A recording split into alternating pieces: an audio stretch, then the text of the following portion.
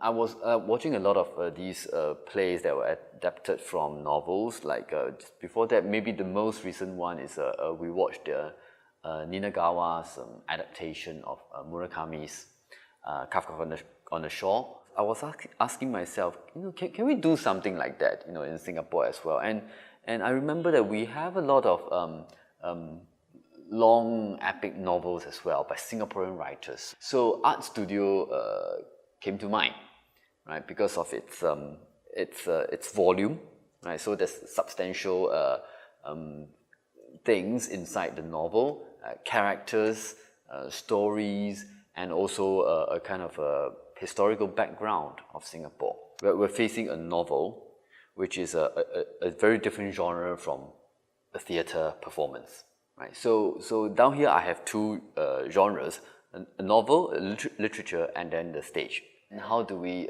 extract or bring over the qualities of a novel onto the stage, but yet at the same time be able to use what the unique qualities of stage performance to enhance, what is maybe perhaps not say lacking, but what you cannot achieve in the literature genre. Art Studio is unique in the sense that its way of narration is unique. It has various points of entry and different ways to narrate the character story. So sometimes you hear the writer talking to you quite directly, and even saying that, okay, this is not what I mean. No, but this is what I mean. So the writer's voice is very clear and pronounced. But sometimes the writer is just in the background talking about the character. And at times he writes using I. The character is speaking to you. I feel this, I go through this. So he keeps switching, and was wondering, why does he keep switching? There's like multiple voices or multiple people telling all these stories. And then there's a lot of introspection as well. How do I then address all this introspection, which reads very interestingly on paper as a literature? Then on stage play, is it, have one character keep talking to himself or herself, or to the audience? Is it a play that's full of soliloquy?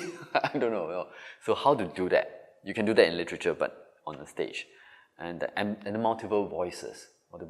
So does it mean we have a lot of narrators, or from whose point of view are we retelling the story? Strictly speaking, if you ask me, there's no like obvious dramatic action going on, and not in the sense that we can immediately say, wow, this is so drama kind of thing. So all these things, and then I have to put it and make it into a stage play. So I am very aware that, okay, so I really have to extract the dramatic action, because stage performance is about dramatic action. When I have this fellowship project, I thought I want to involve the 9 Years Theatre ensemble in that sense, because I imagine that it would be good if it's a 9 Years Theatre ensemble kind of project, to do it together. It's interesting to have the actors respond to this thing, because eventually it's going to be performative, right? So rather than have me, I'm also an actor, but it's just only one brain down here.